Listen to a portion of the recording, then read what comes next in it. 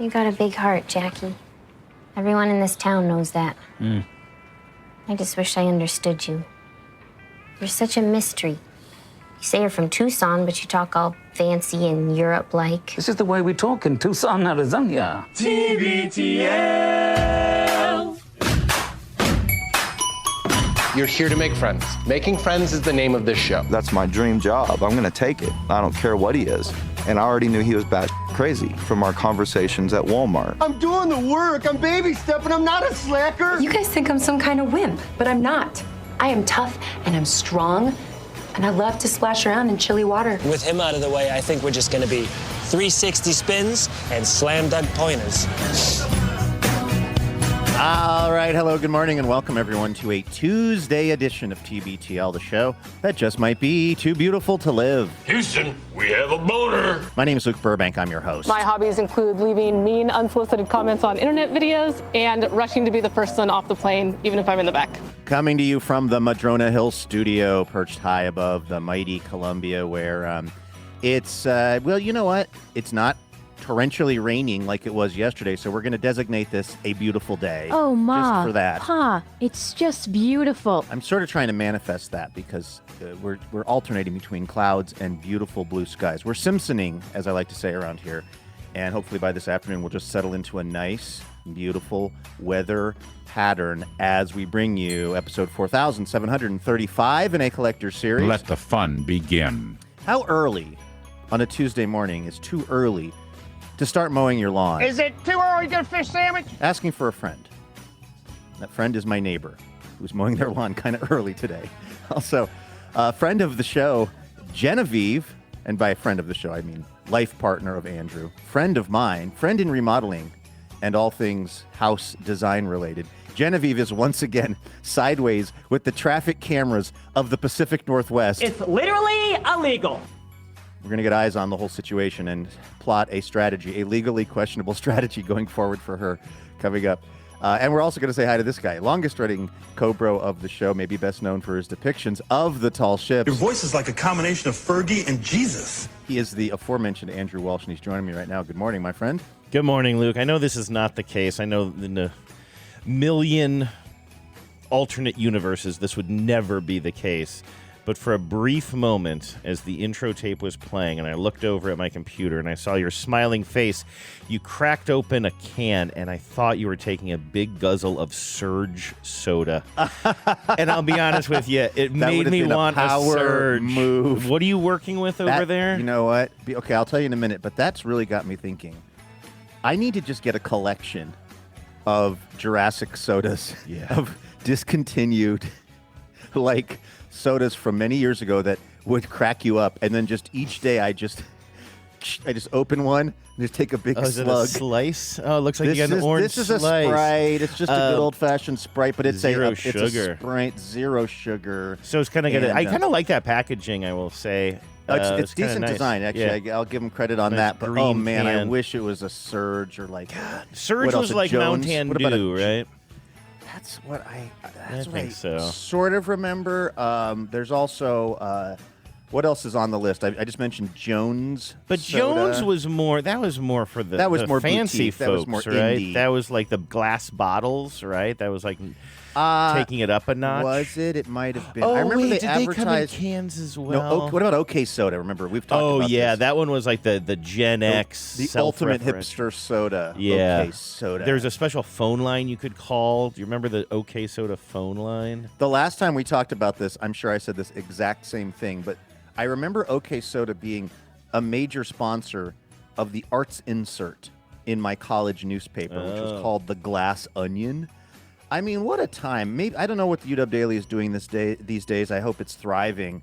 But, man, when I was working there, again, covering important tertiary sports beats such as track and swimming, I looked longingly across the newsroom at the thriving arts section of the paper. Had its whole own-ass thing called The Glass Onion, and it was good. Just classic sports reporter looking longingly over at the liberal arts side and just saying, What that's can I where say? the I action contain is. multitudes, Andrew. That's why I've been a successful entertainer, life casting all these years, because I both live and die by the Mariners, but also have opinions about, let's say, the Vetter Cubs. It's that range of interests that I think makes me so fascinating. But all that is to say, OK Soda, I remember they would take out these big full-page ads, and it would be like, the Glass Onion sponsored by OK Soda. And for me, I mean, it actually worked exactly as they intended, which is I was like, well, if you're associated with this cool thing called the Glass Onion, which I've also mentioned this a million times, 2 of the writers for the Glass Onion were the guys in the band Harvey Danger. They were flagpole sitting as they were collecting that sweet, sweet OK Soda money and writing about other bands. Is that what they named? I assume that newspaper was named after the Beatles song. Is that it? Probably. It was named that when I got there. So but that would make sense probably. But yeah, I mean, my mind was exploded when I'm going to say, I don't know, maybe a sophomore or something, because I'm like writing for the school paper. Danny O'Neill is my editor. And the dudes that are writing the arts thing also have the #1 song on MTV. It was like, how? I don't think I realized that they were blowing up at that exact moment. Now, this could be the Mandela effect. And I ask you not to cross-reference this with the actual facts, because maybe it was like, maybe I was just out of college, and maybe I know on the local scene, Harvey Danger was really starting to hit. They were playing the Hub. They were playing different places. They were getting some heat. And I was like, the guys from the paper are in a band and people like the band. Mm-hmm. It was mind-blowing to me. I think actually this is even more connected, Andrew, to your and my experience, or at least our friend group. I think it was K-Rock. I think it might have even been our pal Bean Baxter and the Kevin and Bean folks that really broke that song wide open. I think K-Rock kind of put it on the radar. Oh, no kidding. It is all full circle here. Yeah, I was trying to fact check several things. Don't do it, on the fly here. Please don't. There wasn't. Unlike Steve Malcolmus, I do not want to fact checking cuz. No. I wasn't actually fact checking your story. That would mean that I would have to be less self-involved for a moment. I wanted to make sure that there was an OK Soda phone line, which there was. It was 1-800. Is it still active? 1-800 I Feel OK. I doubt it's still active, although I could probably find audio online. It says that, according to the AI overview, it says the toll-free number was an interactive marketing gimmick, where callers could listen to bizarre, surreal, and meandering messages, leave their own rambling voicemails, or take automated quizzes inspired by personality tests. That actually sounds up my alley. I have a confession to make, though, Luke. All of this talk of OK Soda is not actually a nostalgia trip for me. It is not a memory for me so much as something that I've learned as an adult because of like working on After These Messages, the podcast. I think our friend Leanie was way into this, and I feel like she's the one who told me about OK Soda. I don't actually remember it from back in the day. I'm a bit of a charlatan. Well, I would say that I'm a part-time charlatan because I'm looking at when Flagpole Sitta was released. It was in 1997. So I graduated high school in 94. So my freshman year would have been 95. So I would have been a junior. I don't remember if I was still writing for the student paper as a junior. I think I had moved on to bigger and better things like announcing the traffic on the radio. So I can't say that I was actually writing the Swimming Beat when they were the #1 band on MTV. But let's just say during my college experience, that thing really blew up. And it was like, it was crazy for me to observe. I also was a big fan of the band Good Charlatan, by the way. Also the Madden Twins. Love them. Can't get enough of Good Charlatan. All right, Andrew. That was blowing up when I was writing my poetry chapbook. Sure. We've got to kind of go to break early here. And by break, I mean no one will notice it unless years from now AI has sold ads on this podcast, which it's acquired and then started just performing as you and me. But as you and I call it, a break, which is to say we transfer and transition to the Dazzling Donors. We should do that early because we got a special guest today. And unlike us, she has a real job and needs to get to it. So let's do some donors and then let's bring Genevieve onto the program if we can. We was hoping for some razzle-dazzle. Razzle-dazzle.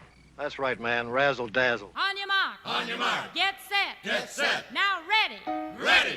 Go. Everybody razzle-dazzle. All right. Was that a good break for everybody? Man, I feel refreshed. Yeah. God, to smoke a cigarette. We're at the part of the show where we thank some of the dazzling donors. These folks are donating a dazzling amount of dough. This is 100% listener-supported podcasting that you're hearing right here. And we're not the AI replacements yet. Although, honestly, if we were, we wouldn't tell you. I wonder if we're the one show that would be improved if you replaced us with AI or replaced me with AI. Possibly improved, and I'm going to apply that to both of us, but not replicable. Does that make sense? Like, I don't think there's a large language model that could, if it started playing you on the show, Andrew, know to ask me if I just took a big drink of Surge soda. That is so... there is not a language model large enough to predict that, and that's why I think this show is safe. Is it good? No. Is it safe? Yes. I'm really glad you went there. I thought you were going for a fat joke. You know how you're often, telling fat jokes against me on mostly the show? Off air. Yeah, but... I mean, it's just like a real, and it's just it's part of your brand, as everybody knows. And so I thought you were going to say something like, there's just not a large language model large enough for you over there. Sorry, I'm still working out some bullying that I went through as a kid. Luke, sorry, I didn't mean to put that on you. Anything Go ahead. I can do to help process. And anything Sarah Golden and Matt Phillips can do in Ann Arbor, Michigan, because they are the first two fine folks we're thanking today. Sarah says, and Matt say, there are two of us. Sarah Golden and Matt Phillips in Ann Arbor. Hello, business boys. I missed submitting our message last year, but I didn't want another year to go by without sharing how much joy and comfort our family gets from TBTL.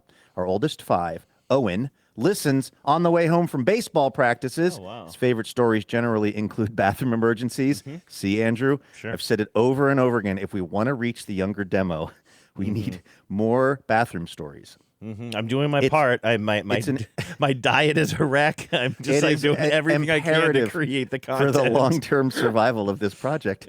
Little brother Evan has been singing along with the dazzling donor music this year. We're all looking forward to another summer. We should give it to him. A little dancing and singing, I guess. Yeah. Are we dancing too? We got Melly dancing out. That's right. In New York, we've got Evan singing along in the car. Get it, Evan. Somehow, Andrew, what's the line in Sound of Music? You're my go-to on these things. Yeah, good. You've come to the right place. Somewhere in my wicked childhood, I must have done something good.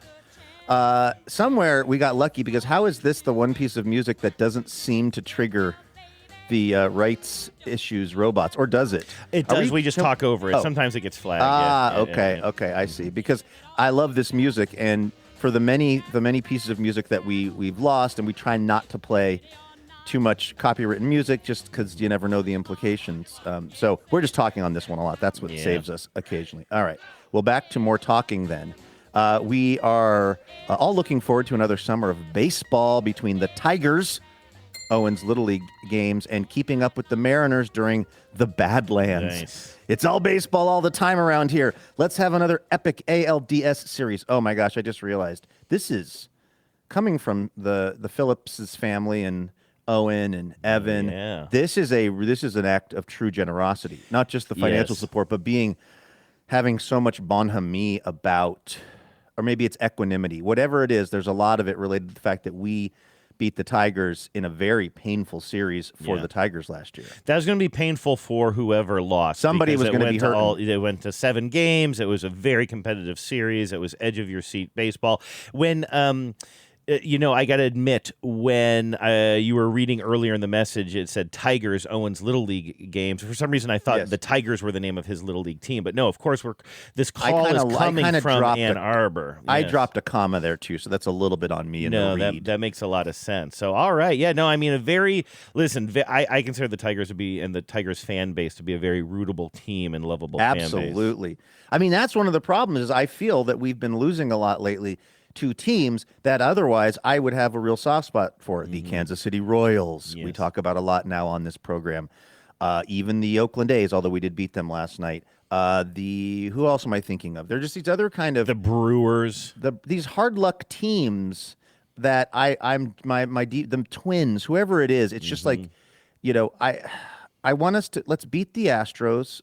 Let's beat the San Diego Padres. Let's dominate in the Vedder Cup. Right. Let's just move on.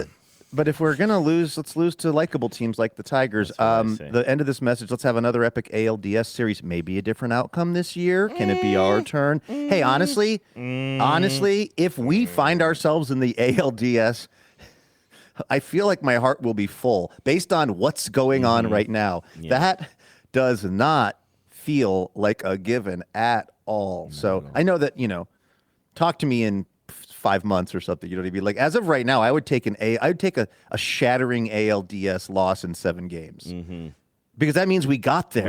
We do not seem like a team. Somehow we're still favored to take the division, but it's just hard to sort of see that right now. But we'll see. Well, it's because we trail only the Flying Chicken Nuggets in the American League West. Right. What was the other team that we're playing? I'm racking my brain. Yesterday, who did we play in the playoffs as the Junior Sluggers? I can't recall. I can double check. Anyway, thank you so much to Sarah and Matt and Owen and Evan checking in there from Ann Arbor. We really appreciate you. Maestro. On your mark. On your mark. Get set. Get set. Was it another food thing like milkshakes or it was? No. Oh, you know what? We're going on Wednesday. We're going to be playing like the Stay Chill ice cream. That's what I was something? thinking of. That's what I was thinking of. Yes, Stay Chill ice creams or something. Yeah. Now I just had a realization. I wonder is it possible they're sponsored by an ice cream shop called Stay Chill? That's what I was wondering when you said it yesterday, because none of the other teams seem to be named after businesses, but that sounds like it, right? Yeah, and if so, I'm a little hurt because I thought our team being called like the TBTL Junior Sluggers, the TBTL Jalapenos, that was the coolest corporate tie-in that any team could have in the league. But if this it is Super Chill, and I think that's superchillpdx.com, Super Chill ice cream. Looks like we have some new enemies, and it's an ice cream shop in Portland. How perfect is that? Yeah, looks like I just became lactose intolerant, Andrew. First of all, I can't love take that. credit for that joke. Oh. There was somebody. There was somebody who I used to follow online somewhere whose handle was lactose intolerant. That's pretty good. It also looks like it's mostly like ice cream carts around Portland. Like I love the fact that these are our sworn enemies now. Like this could not be a cuter, more community-oriented operation. How's that for 2026? I don't know if we're going to call it late stage capitalism or what, but it's the podcast team versus the pop-up ice cream shop team. And this ice cream shop, every single photo on their website it's like kids run. This might be run by children. Actually, it says checks out in Portland. We are brothers, William and Daniel. We always wanted to start a family business. We would spend so many evenings talking to our parents and thinking of ideas, big and small. One day it finally clicked. We tried it. We liked it. Yeah, we are going after a Portland-based ice cream shop and ice cream bike. Run by children, and you know what? No mercy. I'm going scorched earth. Absolutely scorched End earth. them. No mercy. That's right. Hey, our second donor, it's Steve Ellington, pronounced Worcester. Nice. Over there in Alexandria, Virginia. I think this is our Rootbound podcast. I was about to say, that sounds right to me. Steve says, thank you for making what may be the longest-running daily podcast in recorded history. You know, Steve, thank you. That's an interesting question and one we're currently trying to run down. So watch this space. This really deserves to be hyped more. You should at least be in the Guinness Book next to those motorcycle twins. I can't believe I've been listening to the Podcart for over 16 years. I've had so many joyful moments while listening. One of my favorite personal TBTL moments was on a work trip to Glasgow.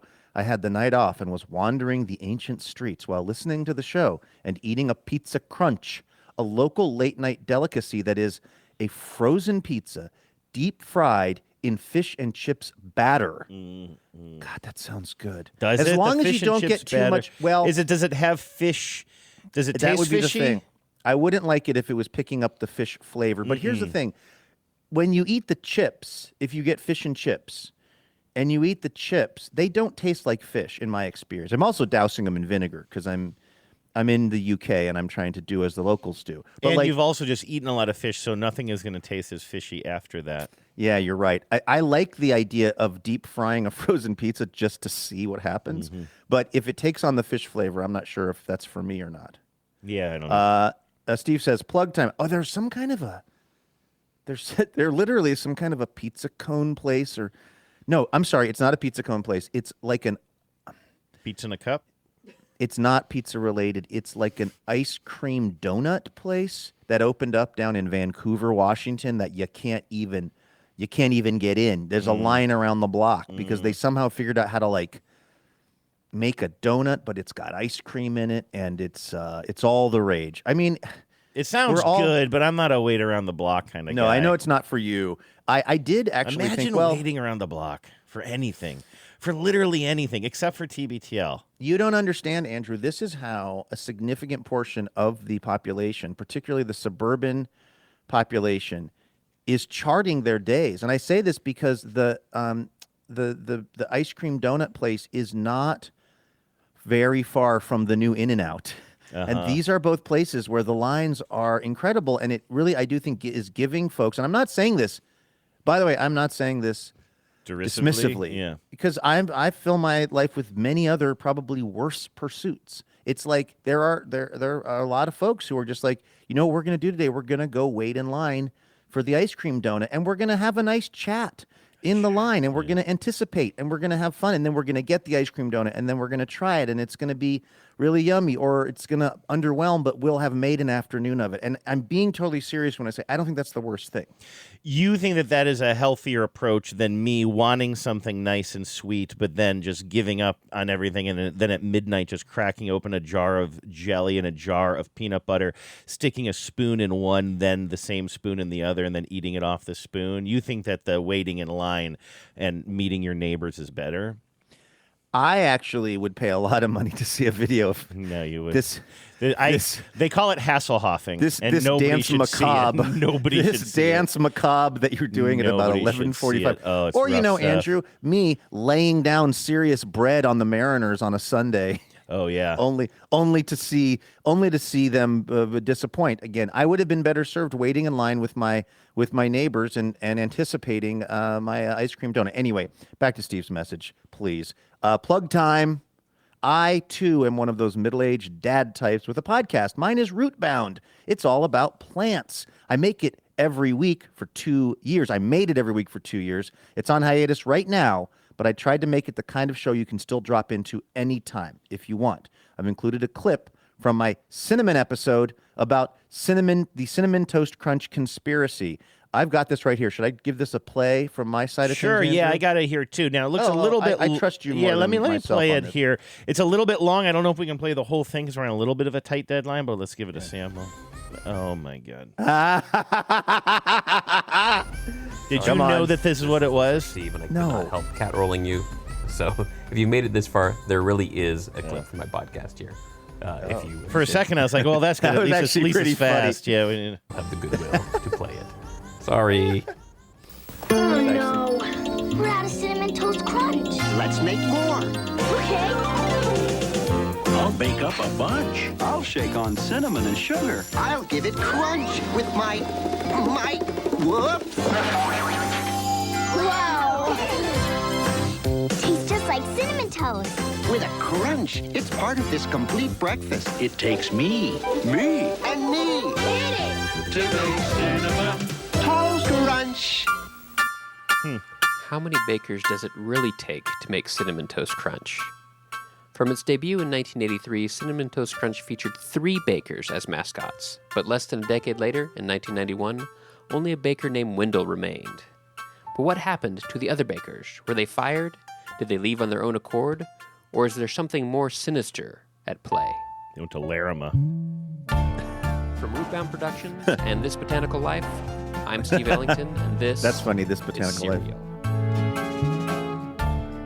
No, I'm just kidding, but that is actually a real thing. There used to be 3 bakers, and then only Wendell did remain. This is true, and I remember way back in high school, talking about this, and it was really fun to think of the conspiracies and maybe the foul play that happened because the other bakers mysteriously disappeared, and also coincidentally, after a storyline in the commercials where Wendell went mad for Cinnamon Toast Crunch. So anyway, I thought I would share that with you, and I couldn't help but make the cereal pun. Check with the meat pie lady.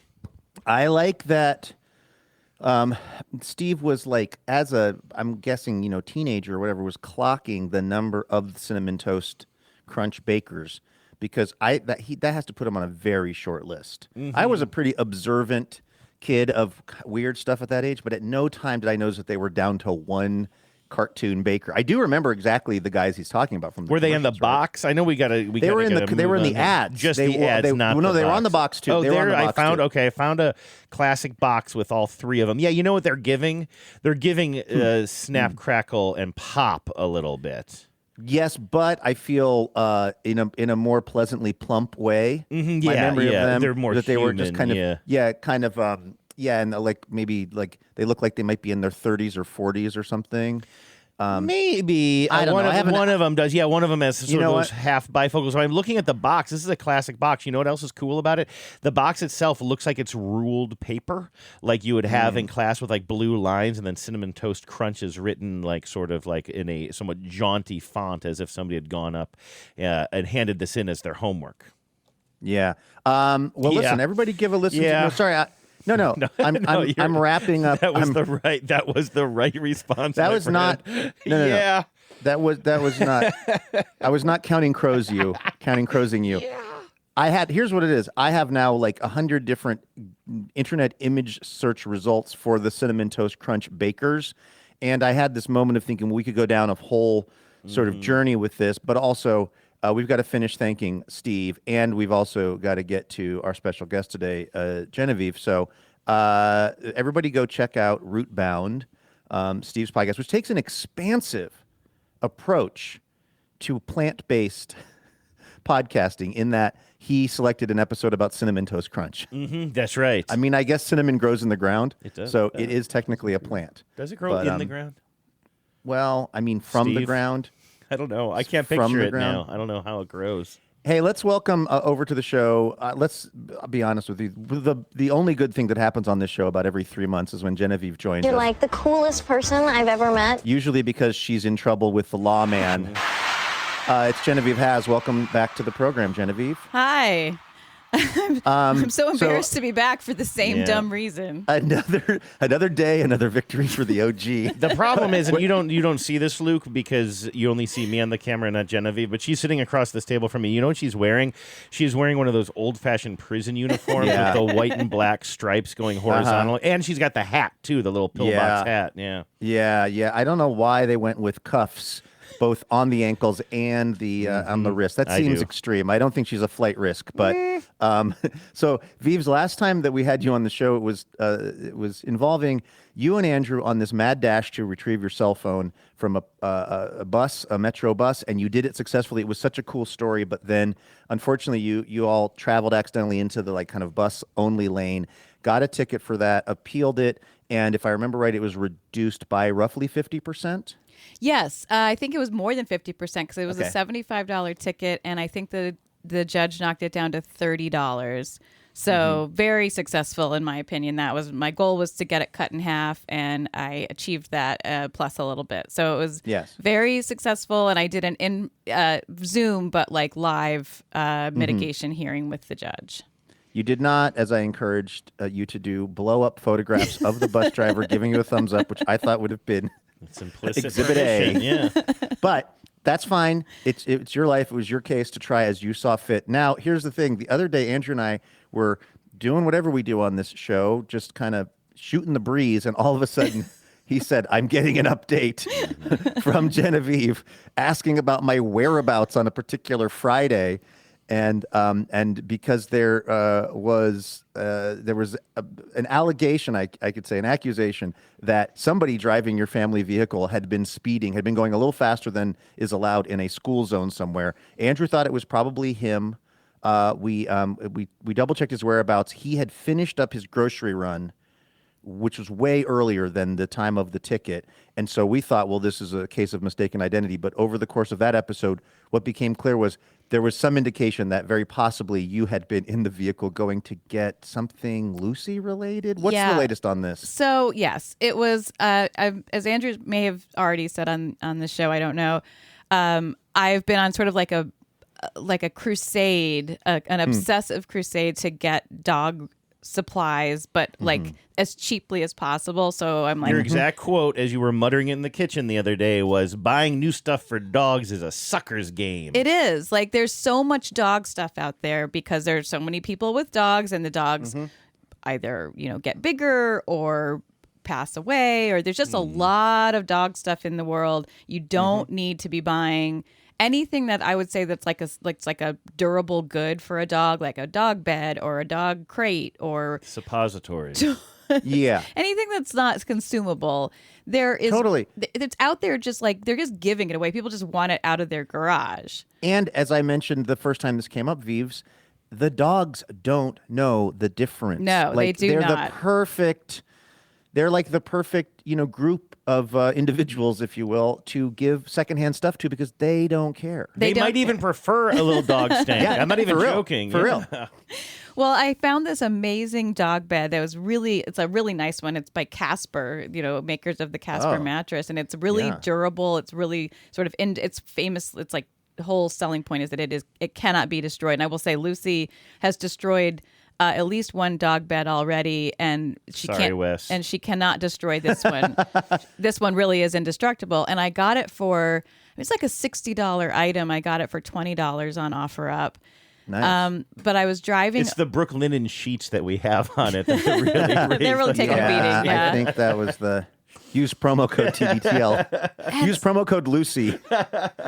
And so I had to go pick it up, and I forget what neighborhood it was in, but it was like it was kind of over like a little northeast of here, like Bothell or something like that. I don't remember now exactly where. And I sort of went back through my phone and looked and see what was I do when I see this ticket. I'm like, what was I doing that day? I can't imagine. I wasn't in. Why would I have been going to Lake Forest Park?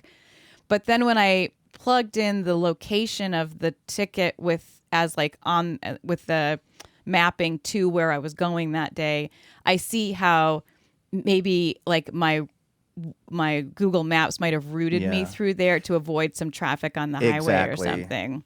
And of course, it routed me through a speed trap, which Lake Forest Park is like notorious, which I didn't know this is notorious. So Lake Forest Park has reduced all of their surface street speed limits to 25 miles an hour, just period. That's like the fastest you can go. So this wasn't even necessarily a school zone. This it just is what they're doing. But even if it hadn't been, it would have been about 25 the same speed. And so I was in a school zone, and that's why there's a camera there. And this was taken at 5:30 at night, and I thought, well, why would I ever think that I had to obey a posted school zone speed at 5:30 at night when clearly kids aren't an issue. 5:39. I don't know why the 9 matters, but I feel like it's pushing 6. By the time so close to 6. That's how I feel. Like 5:35, you're close to 5:30. 5:39, that's practically 6 o'clock. Well, Rounding either up. way, I took a closer look at the ticket, and the reason I got photographed at that time is because I was in a school zone, but the speed the speed I was over was actually the 25 mile an hour. So it was an 8 miles. I was clocked at 33 miles per hour. I have read now extensively, and there's a lot of like Reddit forums about this. If I had been going 31, I probably wouldn't have gotten. I think there's like a 6 mile sort of like grace period, grace amount or tolerance or whatever. But I was just over that, and they didn't get me for going over the 20 mile an hour in a school zone. They got me for going over the 25 mile an hour, which is just the municipal, speed limit. And the only reason that the school zone part of it matters is because that's where you're gonna get photographed, like where there's gonna be a camera. Now, I'd have to imagine though. Are you comfortable with me mentioning, or did you want to mention what the cost of this ticket is? Because it's $145, which I think is a lot excessive. of money. Lake Forest Park is absolutely. And I also found this out. Something like only 12% of tickets in that municipality go to residents. It's a classic speed trap. It's for people like me who don't realize that you've driven into the slowest possible place you can drive a car. Also, that $145 seems like that has to be related to the school zone. Is it like fines double in school zones? No, it's anywhere. That's just in what the it city. is? That's how they're raising the money for whatever services they would like to provide to their citizenry. I remember back in the I think maybe the Ross and Burbank days, they had one of these set up on like Greenwood. Yeah. There was one of these up near where the Wing Dome on Greenwood is. Yeah, I know there was that a school. place. And it was one of those things where it was there was like an uprising of the citizenry just saying, we want kids to be safe, but this is bullshit. This is some bullshit. This is purely to generate. This doesn't affect behaviors. It does not provably keep kids safer. This is just an income generator for the local whatever. In 2025, Lake Forest Park reduced all of basically passed this ordinance or municipal law that reduced all of their city street speed limits to 25 miles an hour. Also, it's supposed to be, quote, a no racing law, and one of the rules is no drifting. So I don't know Were how you much. also Tokyo I was drifting? also Tokyo drifting. Well, you were Lake Forest Park drifting. The fact that you buried that lead, I think, is starting to cause me to doubt your entire story. Yeah. By the way, I think a no racing ordinance is a great idea. I don't think that, That- 20 this miles ain't an it. hour or 25 miles an hour is where you're busting the people racing. That is their correct. cars. In our VW Golf. I would in lo- our 2017 hatchback. It's just infuriating because it is just such an old school speed trap, right? Like I'm coming from a zone where I'm sure the speed limit was 35 miles an hour, which is a normal amount of normal limit to have on a arterial, and I wasn't in some like tiny neighborhood. Keep in mind, like I'm going somewhere, like I'm not routing through like little tiny neighborhood streets. I'm driving on an arterial through a municipality where any reasonable person would assume that the posted speed limit is going to be 35 miles an hour. And they know that, and that's the whole point. And that's why these tickets are so. They also, when they passed their no racing law, they upped the fine, the baseline fine for any speeding ticket from 130 to 145. Jeez, so Louise. it's just a cash grab, which is what So I want to let's- tell them in my mitigation, but I won't do that. I will. I should have gotten the rights to respectfully- Mr. Cash Grabber. The animation Got to rights. keep the animation rights. Yeah, I mean, at a certain point, you got to think about it increasing the cost of the dog bed, though, don't you? Well, let's not. I know that's what's killing me. It's That's not, because killing I've me had that I did that. experiences like that. This was for a $20 dog bed that Let's is not. now That way lies madness. $185 dog bed. Let me just say, I've Or 65. occasionally played some of the games of chance, thinking, hey, wouldn't it be cool if I turned $100 into a few $100s, and then I bought that thing I've been eyeing, Yeah. and then instead I've donated a few $100s, and now that thing I've been eyeing is going to be twice as much. I mean, Because you're still going to buy it anyway. Probably. I mean, it's a and those are different decision processes, by the way. But just the idea that this has made the dog bed actually more expensive. I don't want you to carry that weight around with you, Genevieve. But Can I offer just one counterpoint? Because I'm doing it to the wrong people here, and obviously I have a vested financial interest in this as well, and Genevieve is going to challenge it and try to mitigate it a little bit. But while we do talk about this being a cash grab, and the fact that these are, I understand that there's I believe a private company that installs and maintains If these this is cameras about as to well. be, won't somebody think of the children? You can just get the hell out. if this is the same run by the same people that do the private prisons, Andrew, you don't have a leg to stand on. By the way, it is a private contractor who runs this whole thing. Yeah, that's gross. my understanding as well, which is really gross. Having said that, I do think that it will affect behavior, because I think certainly us, and anytime anybody else who hears this is driving through this area, they're going to be more vigilant and drive slower. Yeah, obviously, the next time I'm ever near Lake Forest Park, I'll be more mindful. But it is unreasonable on an arterial road in a normal city. I wasn't driving 45 miles an hour. I was going less than 10 over the posted limit, and that is a speed trap. I mean, in other words, clearly I was driving safely, is my point. Can we though get to the heart of the matter as far as I'm concerned, which, Genevieve, I agree with you, this is a miscarriage of justice. Is it such a miscarriage of justice that you are willing to finally listen to me when it comes to lying to the people who issued you the ticket? I would gladly, first of all, I would gladly lie, but I don't think I can. I mean, I sent you the pictures that they sent I'm looking with at them this. right now. It is But this is the very thing. dark. But they do not have a picture of your face. They cannot tell who was operating the vehicle. Doesn't matter. It's the same deal as with the other one. Same deal as the last one? It says here right on the ticket, this infraction will not be a part of your driving record and will be processed as a parking infraction. And I think they legally have to do that because of the camera. Because of the camera, exactly. Do they ask you in the ticket if you were driving? No, they don't care. It does not matter. Okay, well then they've closed the one loophole that I knew about that I used in years past. I think even in LA, where I just said I wasn't driving, and then actually this happened.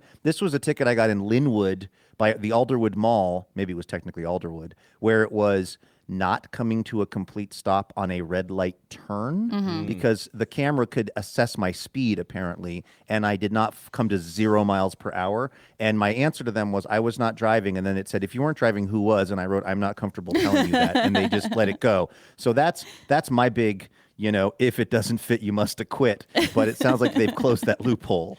I don't understand what's going on with these cameras because this wasn't that long ago that it would be that dark at night. This was 5:39, as we said, but it was just a few weeks ago. So it's still been pretty daylight at the time, yet these cameras are so jacked up. I mean, there are 3 photos. I guess I can't make this the show pick because there's probably too much personal information. I don't know. Maybe we can do some redacting. I mean, just post a picture of a black square. That's what I'm looking at. It's like 3 black squares on this. That we're like, we caught you on camera. It's like, well, maybe use some of this money you're extracting from us and get yourself some new cameras, or don't maybe. But I don't understand how this is evidence. It just looks like, what do they say in Arrested Development? Like a brown area with points. With points? Yeah, a brownish area with points. Yeah, right. Well, I'm sorry that I'm so hung up on this, but I'm wondering, Genevieve, and you know so much more about this than I do now. If you were to challenge this, if you were to say, I was not driving the vehicle. That's not my vehicle. I thought about it. It's so hard you to would look, actually see wait. at You're it. saying different things. You're saying that's not my vehicle. Well, clearly it is. They have, okay, is what it clearly, if you say, is it because clearly you're my saying vehicle? the photo of the license plate is too obscured. Yes. What if you put the system on trial and said, that is not my vehicle. I was not driving in that area. Yeah. Either my vehicle was stolen and then returned to where they stole it from. Again, we can't prove that didn't happen. Or, I mean, what if you just said, I'm sorry, I was not driving my car through this area. You have the wrong information. Your license plate reader is incorrect. Show me the calibration. Show me the receipts. What is the calibration on this? To what end? To what end? Why would Xi Jinping want to flood my basement and rust my Bowflex? Like, could you just, because this is such an unjust prosecution, could you just say it wasn't me, prove that it was, and just see what that does to their system? I did think about that, although I've now gone onto a public podcast and basically said it was me. Have you seen our numbers? And Vives, let me just tell you what. Considering the things I've said about the Columbia Broadcasting System, a place where I am actively receiving paychecks from, if this thing was having any kind of impact, we would know. All right, so I did plug into ChatGPT. Don't at me. Like, hey, write me a letter requesting leniency for this set of circumstances. And that was one thing it did suggest. It said, I respectfully request leniency regarding the above referenced camera-generated citation. It says, I acknowledge the citation, but wish to explain this was an isolated, uncharacteristic incident. Not exactly true, since I've been doing this twice now. I have a I feel like you were driving crimes. the other one, and also it was a bus lane violation. We weren't driving. We weren't racing. I have a clean driving record, true, with no prior violations or accidents, and the recorded speed represented a minimal overage. Nobody knows about that brick wall in Georgia. No one knows about that brick wall in Georgia. Represented a minimal overage of 8 miles per hour. And then it says, I respectfully request consideration of a reduced penalty, and then I also request that the court order production of the camera's calibration and maintenance records for the date in question to confirm measurement accuracy, which I think that would be like a pretty big swing. That's coming in with some BDE, big time. Yes. By the way, how like, what's your like perspective on all of this, court? What do you mean? Like if I come in and be like, and by the way, like, I don't even know if I trust your measurements. So once you get your system locked down, have you already submitted whatever it was you were going to submit? I have like 3 more days to do it, and I thought I would like talk to you guys before I submitted my statement. So I just, and again, don't at me, but I just typed this into ChatGPT and it said, I was needle dropping it. I was really hoping to get to the hook. Okay, but I'm taking this to mean, Andrew, that you are going for the Shaggy defense. I'm just saying that it's an option, and I wanted my joke to land. Can we get to it? Wow, this is a steamy video, my friends. Oh, yeah. It's a have you ever listened to the lyrics? Well, I know the lyrics house, They're doing it everywhere. They're doing it They are everywhere. going. I mean, you do not shine a black light in this house after Shaggy is done doing what Shaggy's going to do. At all. Andrew, I love though that you're on team. It wasn't me, because this is what I'm saying. It's $145. I think if you go with the "it wasn't me" defense, prove it. I'd like to see the calibration of your cameras. I mean, this is a very very extreme position that you're staking out. The worst case scenario is they just charge you the $145. The court says we don't have to do that. We find your argument unconvincing. Right. Well, And they throw you in jail for contempt. And then you're out $145. If you ask for leniency, I think they may take $20 off, but you're out. I just think it's so worth rolling the dice. Yeah, on like make on them the total. prove it. Like you did on Sunday with the Mariners, and it worked. How'd that work out? Exactly. Boy, that was more than $145. But because the other thing, if I understand right, Genevieve, is if you were to file that brief, I love. This just brings up big lawyer energy for me, except I don't really know the terms. Yeah. So I'm just You're saying like things Michael like brief, I know, you're a habeas. I'm just yelling habeas corpus. I'm just singing "You're a Crook, Captain Hook." Yeah, but so I guess here's what I'm saying. I think you could just, from a paperwork perspective, before I understand you don't want to go in front of another magistrate on Zoom and look them in the eye and lie to them. That's like an intense thing. But I think round one, you could do this from a paperwork perspective. You could just say, I want to know the calibration on your cameras. I know you got to go really fast, Vives. I want, and that's how you got this ticket in the first place, going really fast. No, I think you go with, I want to see the calibration. Show me the receipts. It wasn't me. Prove it in the Shaggy v. So it wasn't State me, of and if it Florida. was me, you had the wrong numbers wrong. Yes, and just see what their response is to that. That's like this food is terrible and the portions are so small, though. I mean, like okay, great. Also, by the way, and if I was submit that into evidence. The case of soup is bad and portions too small. V. Mel's Diner. Now, Genevieve, I know you need to go, but me as the prosecutor would respond with this. Yeah. Wait, They got the children. That's a clear Brady violation. You can't be both, Genevieve's partner and prosecuting her. Yeah. I know Brady is evidentiary, but I just was trying to throw out another legal term. Vives, will you at least consider? I'm considering it all my taking an options. extreme legal position round one to see what their response is. Again, as long as you don't have to appear, you're just saying for the sake of what you're filing with them. It was not me. You can't prove it was me. Show me the receipts. I would love to hear the outcome. I mean, of that. that's the bigger swing. I don't think I get a second bite at the apple if I contest it. No, and you're rolling the dice on $145. And they say there. contestation denied. That will be $140. Then you're stuck. Then I'm you're stuck, and I have to pay the And money. mitigation could knock it down by like half. And mitigation couldn't. I feel like I'm so different from you, Luke. Like you're definitely like all or nothing. Like let's just go for the gold, and if you get away with it, great. And if you don't, you just you take your lumps. I love a compromise. I love a half measure. Like, fine. That's how we ended up together. Yeah, I made mistakes. You've made mistakes. We've all made some mistakes. Lake Forest Park. Let's just agree that I owe you $75. $75. Yeah. Well, Vives, if that is for you a satisfactory outcome, then I'm not trying to talk you out of that. I got to think about it, though. Yeah. I look at this picture and I'm like, will you have one to three twisted teas and think about it? Because that's how I make most important financial decisions. I look at this picture and I think it wasn't me. I mean, I know it was me. So great. But it's like, do they have the ability to like enhance, or is no, this they can't. They don't even have the ability to take a clear photo. Is this as good as their technology They gets? are I bet it taking is. a bigger swing here. I in think my they're taking a opinion. big swing, and they're trying to play the law of large numbers. Yes. They are they're one of these, ambulance chasers or one of these, kind of fly-by-night outfits that's just, and by the way, it's a private company. They literally are a fly-by-night outfit that's just spamming people with these tickets and just hoping that most people just settle or pay the bill. I don't think they have a good system in place when someone finally, like Spartacus, stands up to them. Yeah. Okay. Well, I got to think about my options here. I got to either Spartacus I feel really good about that speech. Yeah. Or I am Genevieve. Yes, that's right. I am Genevieve. Thank you. All right. I think that's a good note for me to go out on. Thanks for letting you got me. to go make that $145 at your real job. Thank you for letting me Thanks, once Vives. again describe my legal troubles. Yep. Okay, well, we look forward to hearing how it all goes. And I'll let by the you way, know. you decide on whatever your heart tells you, and we'll be rooting for you no matter what. Okay, thanks. Hope these things don't keep escalating. Have a good meeting. Hey, Luke, I would like to transition here because this conversation reminded me of a story that I saw in the Seattle Times. I didn't run this by you, but I thought you might be interested in just the dazzling detail off the top of it, which is about a place called LaConner, Washington, a small town that actually did you see this? I read story? the headline. I didn't read into the full piece. So please, give us the give us the scoop. The reporter Joseph O'Sullivan. I like his approach to this because.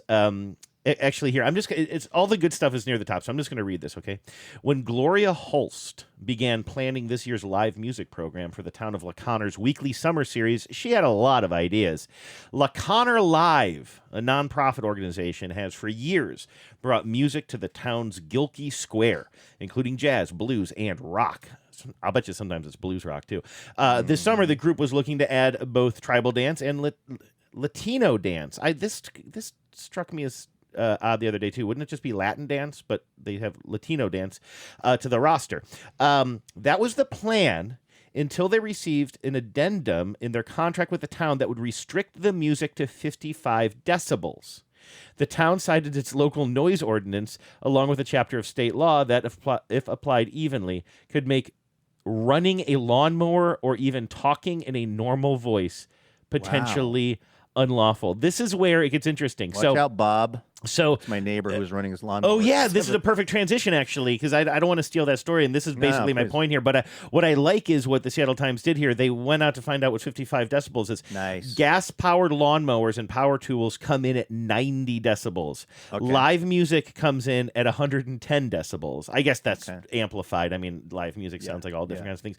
55 decibels is a little louder than moderate rainfall, according to the Academy. I thought it also had what, like the, let's see here. Oh, here it is. The noise level of a normal conversation is 60 decibels and is also the running of a dishwasher is about 60 decibels, and they lowered it to 55 decibels. And I'm unclear exactly what prompted this in the town, but it just sort of reminded me of Genevieve's story. Like they had an area where people were driving too fast or whatever, or wanted to make some income for Lake Forest Park, and so they had a city council come up with this legislation, but then they installed cameras that take photos that look like big black squares.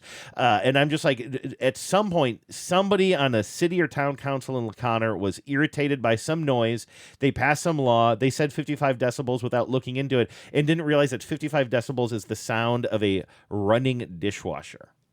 It seems like they must have had, in the past year for this thing, a particular band that was turning their amps up too much and playing kind of loudly, because it says, up until last year, this is LaConner Mayor Marna Hanneman, up until last year, there were no complaints. We didn't have any problems, said Hanneman. But the music got really loud, and we had a lot of complaints, not only from the merchants, but residents further down in a residential area. So that kind of makes me think that actually the people complaining weren't, like, insane. Mm-hmm. Like, I am both very sensitive to loud noises that are a surprise to me. So, like, a loud motorcycle going by or just something I'm not expecting. I'm probably a little less sensitive about, like, if it's the LaConner Music Festival and you're walking by and some dads are jamming out with hot summer blues.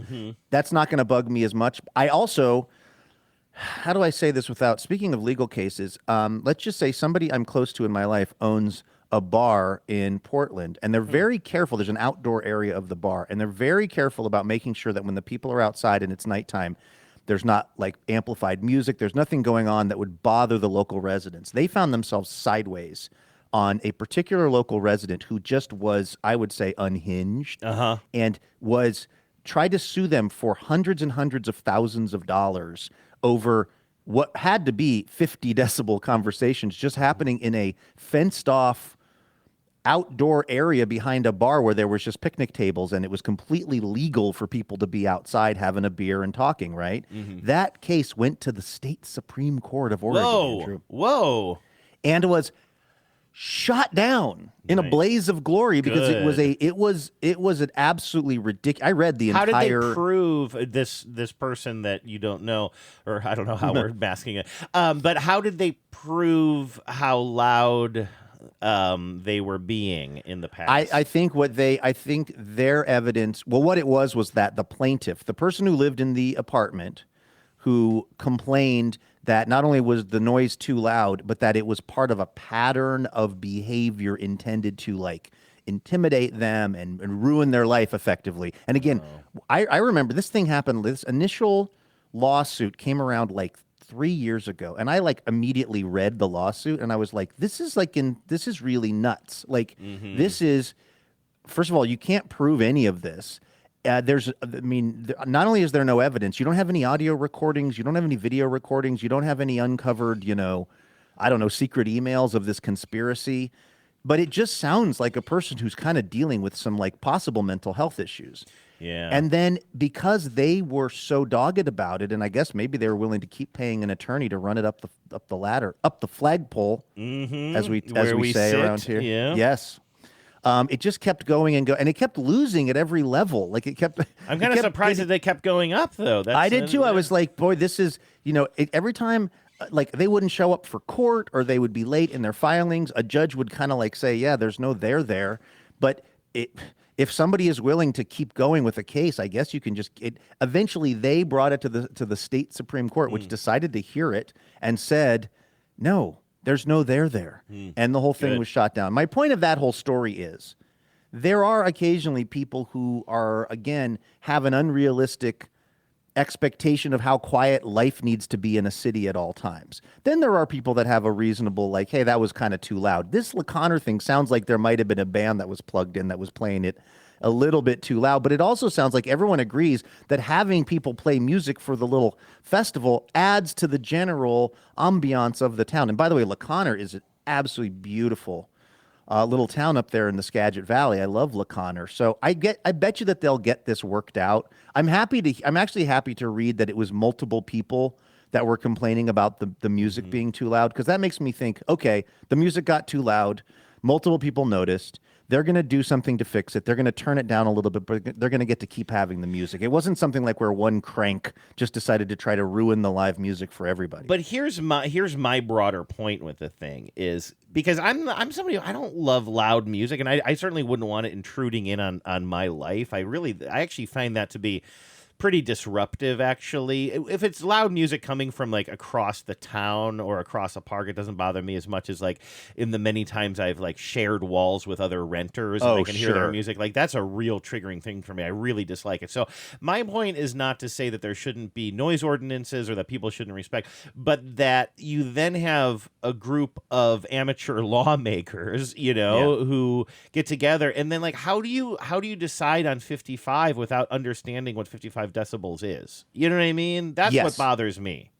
Yeah, that definitely. And by the way, great. I'm going to, like you already said this, but that's a very good piece of reporting from Joseph O'Sullivan. I also think it's interesting that he is listed as a Seattle Times breaking news reporter. And this is the breaking news. I love that this was the breaking news that they assigned Joseph to. They were like, get out to LaConner right now and report on this and figure out how loud 55 decibels is. Yeah, we're giving you that big fake VU meter that is out in the outfield of T-Mobile Park, and we're going to plug that in. That's real? And then don't you know why you know it's not real? Andrew. Because one of the funniest things I ever saw was that thing going crazy during the COVID year when there was nobody in the stands, but cardboard cutouts. Yeah. Speaking of loud sounds, so the other day I really wanted to finish mowing my lawn, and it was early. It was, like 7 a.m, and I thought, well, I'm not going to be mowing my lawn at 7 a.m. I'll wait until a little bit later in the day, which I did. This morning, I was having my coffee and just kind of getting going with my day. I must have been like, I want to say 7:45, and my neighbor was out on his riding mower. Now, I'll say this: it's not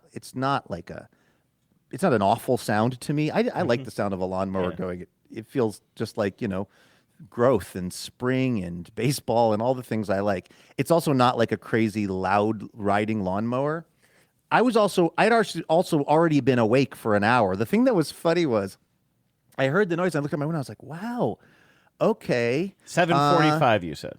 7:45 a.m. I think in my mind, the earliest you can run a lawnmower in a residential situation is 9 a.m. Oh, And I don't know- wow. I'm surprised to hear that from you as an early riser. But that's because I don't think, just because I happen to already be up, I don't assume other people are. I don't know what people's work schedules are. Maybe they have babies. Maybe they have a baby dog and they got up at 5 with the baby dog and now they got to go back to sleep at 7. For some reason, I think, to me, 9 is when like most banks and other places open. I feel like 9 a.m. is the beginning of the awake time of life on a weekday, that no one can be mad about construction noise, lawns being mowed, life being lived. But for some reason in my mind, that's 9 a.m., even though, yes, I'm generally up well before that. You know what people love about TBTL, Luke, and what our secret is to keeping it going for Please, tell almost me. 20 years now Yeah. is we are still both so full of surprises, because I would put it at 8 at the latest. And or I'm sorry, 8 at the early. No, at the latest. I think that 8 o'clock is. I think 8 o'clock is totally reasonable. Like well within the bounds And of I'm when you can somebody start who, swinging a hammer. Like if I am, I mean, again, as long as it's like right, not like, I mean, you can't. Well, I guess you can, and people try. I was going to say you can't put rules on everything. I mean, I think there's got to be some sort of reasonable expectations as well, right? Like if you have a neighbor who is. Doing something that literally almost touches your property or something like that. Yeah, I mean that's excessive. But I think reasonable, average lawn mowing in a neighborhood, and I'm in a pretty tight knit neighborhood here. I will hear my neighbor's lawnmower on the occasion that they mow, if I heard that at 8 a.m. and me, I'm a sloth. Now Lucy's got us out of bed early these days, but I know but I still am who I am, and given my druthers, I would still sleep late. But even if I was somebody who's like sleeping until 11, or and I understand like some people sleep late not just because they're lazy sloths like me, Right, but that's my because they point. actually have a nighttime job and they finally got to bed at 6 a.m. or something. I Yes, guess I sort of yes. understand that. But also, if you're that out of sync, there's not a huge difference between 8 and a.m. 9 versus 9 a.m., So, right? you know what I mean? So, I mean, I'm Yeah. not trying to dismiss that. My heart goes out to you. I've had swing shifts like that before where I used to get to work at 3 a.m, and I know that there are considerations and there's trade-offs and stuff like that. So, but I don't know. 8 a.m. seems like, people are up. I mean, I honestly think the construction industry would be kind of hard-pressed if you couldn't start working on things until 9. It seems a little late to me, and I'm a sloth. Real. That's real. And in fact, they're building a house like my neighborhood is so weird because I kind of live in a cul-de-sac, and also there are like 3 houses over is a quarter mile from me. It's a strange. It's hard to describe the geography of the area, but like they're building a new house near me, and those guys are up on that roof at probably 7 a.m. It's far enough away that I don't really hear it. Again, I'm generally well awake by that time, and I know that like for a lot of these projects, the way that you get a house built and it doesn't take 3 years is people are swinging hammers at 7 a.m. Yeah, until sometimes 7 p.m. So I get that, and I don't really begrudge those people that. Part of this whole thing for me is it's funny that I thought like, all right, 7:45, okay, we're going for it here, even though it wasn't disrupting me in any way. And I actually would benefit from that. On the occasion that I need to mow my lawn at 7:45, we now know that that's an acceptable hour of the day to be doing that in this neighborhood. But that I guess what I was really interrogating in myself was what my particular hour of the morning is, and it seems like 9. Although you're very right. The construction industry could not have a 9 a.m. start time and get very much stuff done, because of just how time-consuming it is. Here I go once again with the email. Every week, I hope that it's from a female. Oh, man, it's not from a female.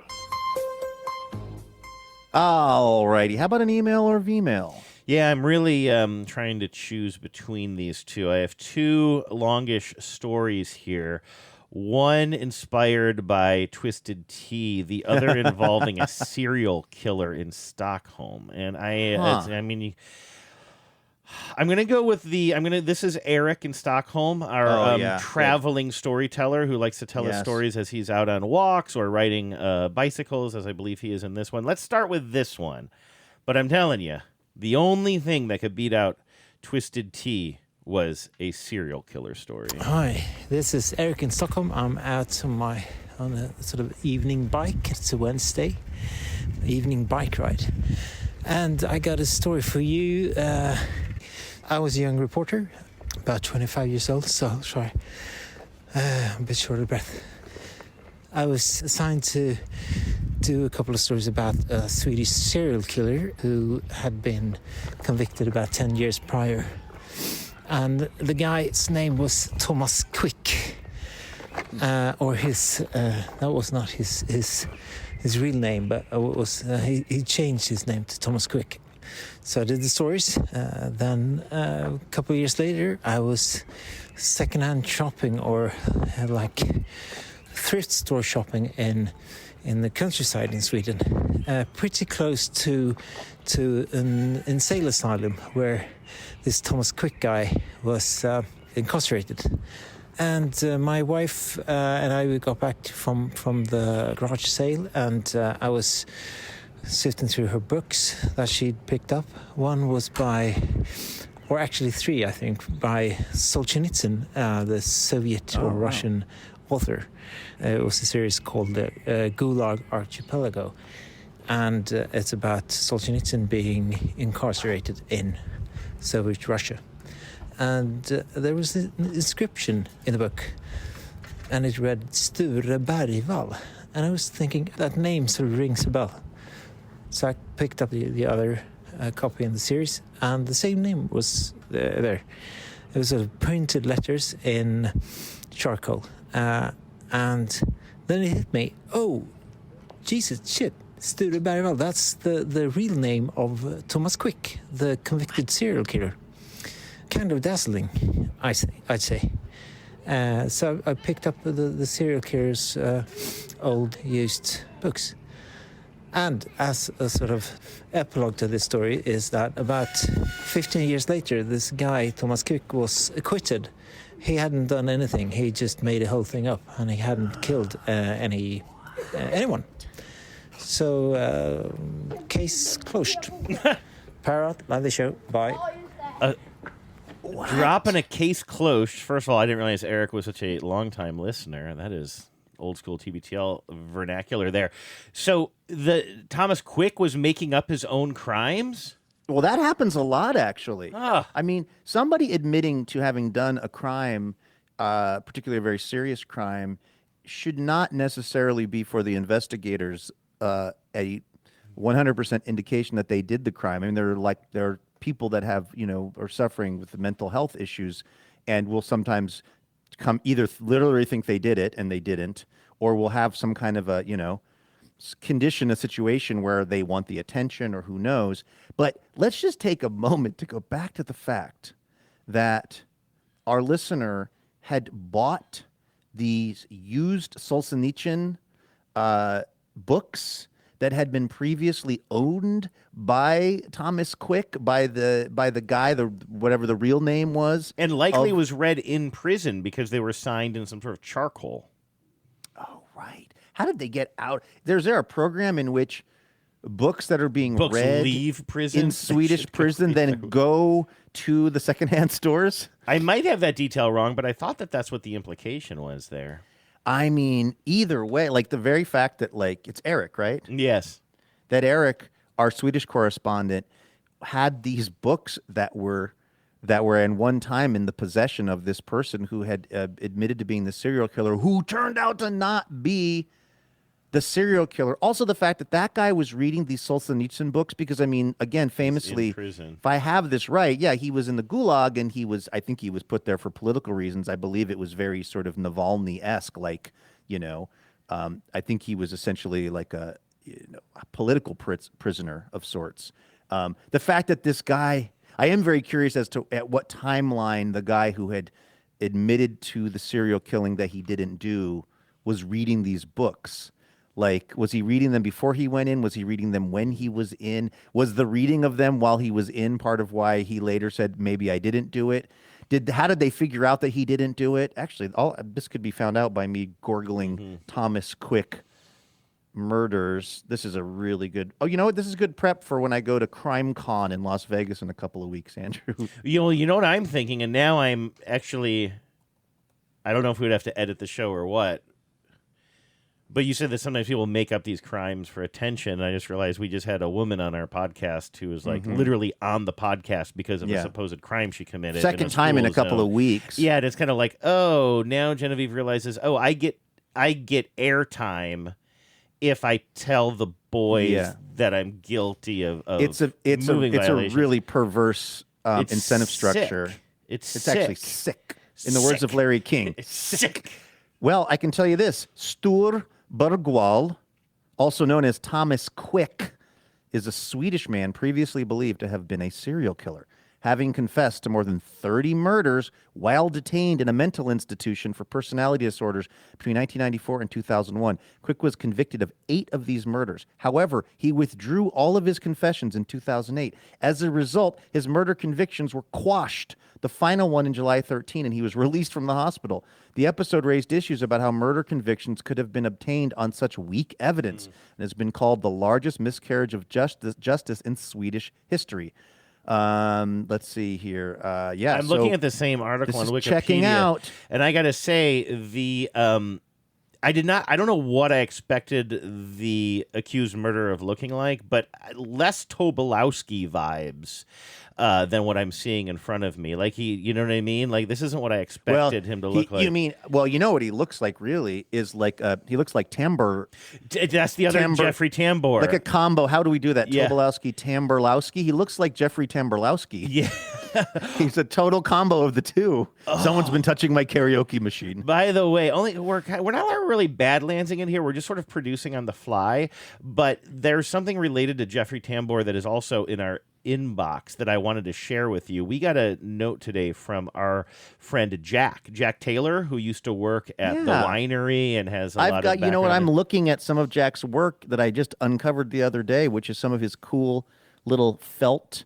I don't know if you'd call it puppets or stick characters. I've got the one from Olive the kitten, who's busting out of a can of olives. That's right. Absolutely adorable. I had those sticking out of my plants, and then eventually the rain did get to them. But okay, so I'm going to read this as Jack wrote it because he kind of writes it as a story. I cannot speak to Richard Karn's commencement speech at Roosevelt High 30 years ago, but I can talk about his high school days. Hollywood's Richard Karn did not attend Roosevelt High School. Seattle's Rick Wilson did. During his years at Roosevelt, Rick played football and appeared in various drama productions, including the lead role of Henry Higgins in Roosevelt's production of My Fair Lady. It must have been Roosevelt then, by the way, because that would make sense, right? Like, did it have him back as an alum? A few years after graduation, I saw him on television in a national beer commercial and thought he had made the big time, and he includes some photos here of Richard Karn and as Rick Wilson, high school photos of him as well. My late wife Kathy and I, 10 years before we were married, were freshmen working on that same production of My Fair Lady. Kathy played in the pit orchestra while I worked backstage in the makeup department. Kathy, whose autograph book contains one of the earliest signatures of Rick Wilson, later Richard Karn, went on to perform in orchestras for dozens of musicals over the next 30 years. Let's see, at age 40, I returned to backstage work. In 91, I saw Rick again when the television show Home Improvement debuted because another actor was already using the name Rick Wilson. He changed his professional name to Richard Karn. Go ahead. What were you going to say? Oh, nothing. Just Rick Wilson is a pretty good name, too. Yeah. And I was wondering why you would change it, but I also figured there's probably a couple of Rick Wilsons working. Okay, here's where it comes back to Tobolowsky, by the way. I think I said Jeffrey Tambor before I meant Tobolowsky. Okay. Shortly before Home Improvement began production, Richard Karn received a traffic citation. Instead of simply paying the fine, he chose to attend a Saturday traffic school class to reduce it. At that class, Karn met a producer connected to the new Home Improvement series starring Tim Allen. The role Karn would eventually play had already been cast, but the original actor was unavailable for the pilot. Karn impressed the producer so much during filming that he was hired as Al Borland for the show's 8-season run. Who lost the part? Stephen Tobolowsky. Wow. All because, Luke, he went to traffic school after getting a traffic citation. Well, you know what that means. If Vives goes to traffic school to deal with this Yes. this ticket she just got, it's probably going to mean her ticket to the big time. That's what I'm thinking. And then the question is that good for me because it benefits us as a family? Or Genevieve gets a taste of that sweet, sweet fame, starts meeting people even more interesting than me, and I find myself be possible? out. That's where the story starts to fall apart a little bit. I want to be very clear, too, by the way. I think Richard Karn is probably like an awesome dude, and like, I have no animus against the man. And in fact, he's a UW graduate, as am I. There's a lot for me to like about this guy. I just was blown away by how incoherent the speech appeared to me. Oh, yeah. Yeah, You know what I that's mean? right. Like, I kind of forgot that aspect of I it. don't You were want this saying to that be it was seen- a terrible speech, yeah. Yeah, I don't want this to be seen. I don't want us to be on the record as an anti-Richard Karn podcast No. because, again, he's a Seattle guy. He's a Roosevelt guy. He's a UW guy. He went to the PATP program, the Professional Actors Training Program at the UW. The other thing is that was some real karmic comeuppance for Tobolowsky, because have you heard the story of how he got Needle-Nose Ned Ryerson? I feel like I have, but I can't recall. I just saw this the other day somewhere. I saw Tobo talking about this, and it was everybody knows Stephen Tobolowsky as Ned Needle-Nose Ryerson from Groundhog Day, and he was, the story goes, and I think told by him actually, he was working on a film somewhere. I want to say maybe Texas, and he was one of the co-stars of the film, had been cast as Ned Ryerson. And Tobolowsky said he was talking to this guy. I forget the guy's name, but when I saw the picture of the other actor, I also recognized him as kind of a character actor from many things. And Tobolowsky said, "Hey, so what are you up to after this, after we're done with this shoot?" And the guy said, "Well, I'm going to be in this, I think it's, was that an Ivan Reitman film? I'm going to be in this movie called Groundhog Day. I'm playing this guy, Ned Ryerson." Wasn't it directed by the guy who played Egon? What's his name? You know who I'm talking about? A famous. Is that Ivan Reitman? Is that Ivan Reitman, Egon actor? Because who directed? That's Harold Ramis. Maybe Ramis. Wasn't it Harold Ramis? Maybe it's Harold Ramis. Okay, I thought it might have been. I'll look it up. You could be right about that. So Tobolowsky somehow, so this guy's been cast, this friend of his has been cast as Ned Needle-Nose Ryerson, but they haven't filmed the movie yet. And there must have been something where the producers were leaving their options open to some degree, where they were still taking auditions, because Tobolowsky's agent says you should go try out for this Ned Ryerson role. And so behind his friend and co-stars, or behind the back of this guy who's also in this other movie with him, Tobolowsky goes and auditions for Ned Ryerson, and apparently just like nails the audition. And sorry, somebody's getting a delivery around here. And I got love all it. kinds This of is another tiny book of poetry that is being delivered by a huge truck backing up to your house, I'm hoping. No, you know who it is? As if he didn't already interrupt my revelry at 7:45 this morning. This is Bob now backing up some kind of huge-ass truck trailer thing. He's driving it himself? Your neighbor has a truck so big it beeps? Yeah, he's got this situation. I don't know. He does some sort of like construction stuff where he does a lot of like debris removal and different things. And so he's got a couple of different sort of larger trucks that he can thread into what is not a particularly giant parking like spot on his property, if that makes sense. But it often involves kind of threading the needle and kind of a lot of like backing up and backing out and backing in. And it's always nice when the backup sound is going for that. All of this is to say Tobolowsky books the role of Ned Ryerson, and he still hasn't told the other guy that now he's going to be Ned Ryerson. So the other guy, of course, eventually finds out, and this was the story that Tobolowsky told. The movie is now premiering somewhere, and the other guy says, "I'm going to go to the premiere with you. I'm going to sit right next to you." So they watch the Groundhog Day premiere together. Tobolowsky and the guy that he effectively stole the role from. And so, this guy probably wasn't invited. Tobolowsky just let him be his plus one.